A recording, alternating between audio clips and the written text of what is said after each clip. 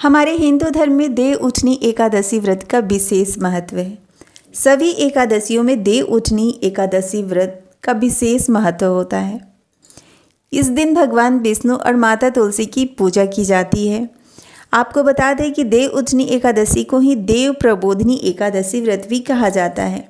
हर साल ये पर्व कार्तिक मास के शुक्ल पक्ष की एकादशी तिथि को मनाई जाती है। इस साल 2024 में देव उठनी एकादशी व्रत 12 नवंबर को मनाई जाएगी। तो आइए जानते हैं इस वीडियो में कि देव उठनी एकादशी व्रत के दिन हमें तुलसी पूजन किस तरीके से करनी चाहिए, क्या करना चाहिए और क्या नहीं करना चाहिए, कौन कौन सी बातें हैं जो बिल्कुल ध्यान में रखना चाहिए, और देव उठनी एकादशी व्रत की पवित्र कथा क्या है। कोई भी व्रत अगर आप करते हैं तो कथा जरूर सुनना चाहिए, क्योंकि किसी भी व्रत का कथा सुने बिना वो व्रत पूरा नहीं होता है। तो एक एक करके मैं आपको सारी जानकारी आज इस वीडियो में देने वाली हूँ, तो वीडियो में लास्ट तक जरूर बने रहें। तो देखिए, तुलसी विवाह के दिन माता तुलसी को लाल चुनरी और सुहाग की चीज़ें जरूर से जरूर अर्पित करनी चाहिए। इस दिन तुलसी के पौधे में कच्चा दूध और गन्ने का रस अर्पित जरूर से जरूर करनी चाहिए। साथ ही माता तुलसी की 7 या 11 बार परिक्रमा करना चाहिए और भगवान विष्णु के किसी भी मंत्रों का आप जाप करते रहें। दूसरा क्या है, तुलसी विवाह के दिन यानी देव उठनी एकादशी व्रत के दिन शाम के समय पीपल पेड़ के नीचे एक घी का दीपक अवश्य जलाना चाहिए। शास्त्रों के अनुसार कहा जाता है कि देव उठनी एकादशी व्रत के दिन पीपल पेड़ के नीचे घी का दीपक जलाने से भगवान विष्णु प्रसन्न होते हैं और आपके घर परिवार के ऊपर अपनी आशीर्वाद कृपा सदा सर्वदा बनाए रखते हैं। इस दिन माता तुलसी को भोग जरूर से जरूर लगाना चाहिए। माता तुलसी के स्रोत का पाठ अवश्य करें। तुलसी विवाह से एक दिन पहले आप तुलसी पत्र तोड़ लें और तुलसी विवाह के दिन 11 तुलसी का पत्र भगवान विष्णु को जरूर से जरूर अर्पित करें। थोड़ा सा गंगाजल में तुलसी पत्र डाल के पूरे घर में जल का छिड़काव करने से घर से निगेटिविटी दूर होती है और घर में सकारात्मक ऊर्जा का संचार होता है। इस दिन माता तुलसी के समक्ष घी का दीपक जरूर से जरूर जलाना चाहिए।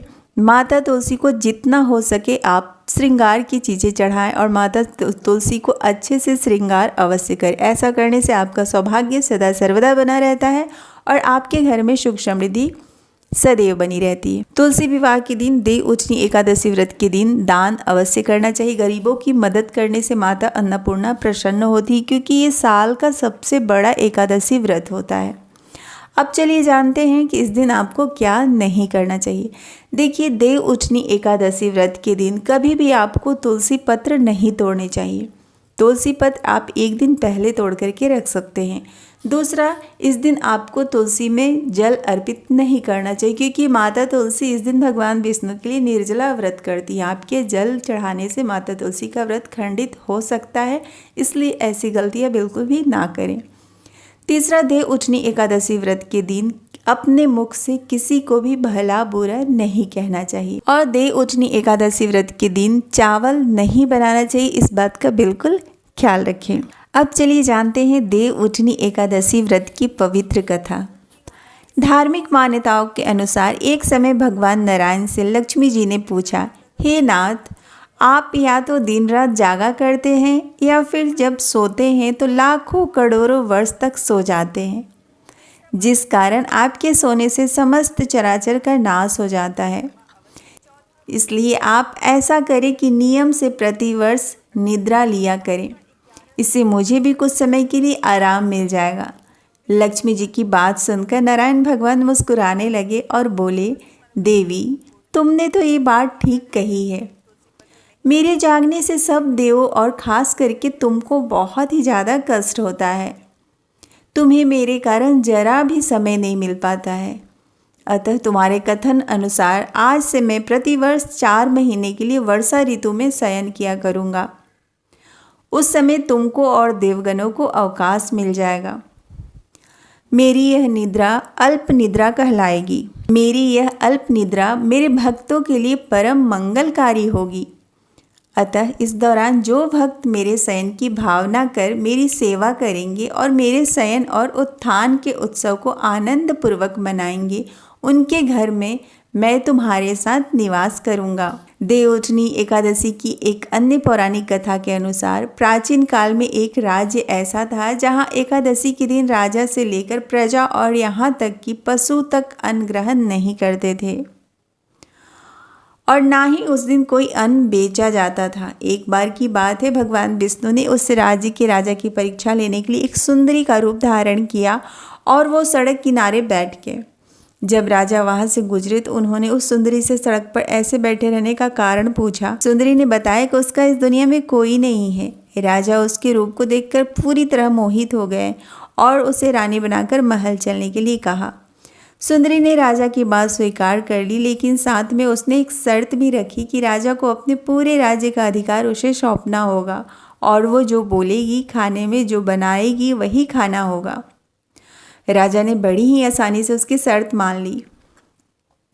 अगले दिन एकादशी पर सुंदरी ने बाजारों में अनाज बेचने का आदेश दिया और साथ ही मांसाहार भोजन बनाकर राजा को खाने पर मजबूर करने लगी।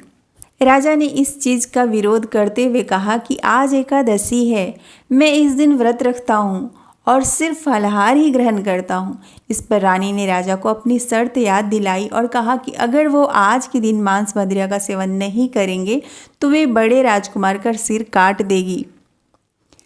राजा ने अपनी स्थिति का जिक्र अपनी बड़ी रानी से किया। तभी बड़ी रानी ने राजा से अपने धर्म का पालन करने की बात कही और वो अपने बेटे की कुर्बानी के लिए तैयार हो गई। राजकुमार ने भी अपने पिता को धर्म निभाने के लिए कहा और खुशी खुशी अपने सिर की बलि देने के लिए वो भी राजी हो गए। तभी सुंदरी के रूप से भगवान विष्णु उन्हें दर्शन दिए और कहा कि ये तुम्हारी परीक्षा थी और इस परीक्षा में तुम सफल हो गए। भगवान विष्णु राजा से बहुत ज़्यादा प्रसन्न हुए और उन्हें वर मांगने को कहा। राजा ने इस जीवन के लिए भगवान विष्णु का धन्यवाद किया और कहा, अब मेरा उद्धार कीजिए। राजा की प्रार्थना भगवान ने स्वीकार की और उन्हें मृत्यु के बाद बैकुंठ धाम प्राप्त होने का वरदान दिया। कहते हैं तब से एकादशी व्रत का महत्व बढ़ गया। तो प्रेम से बोलिए भगवान नारायण और माता लक्ष्मी की जय।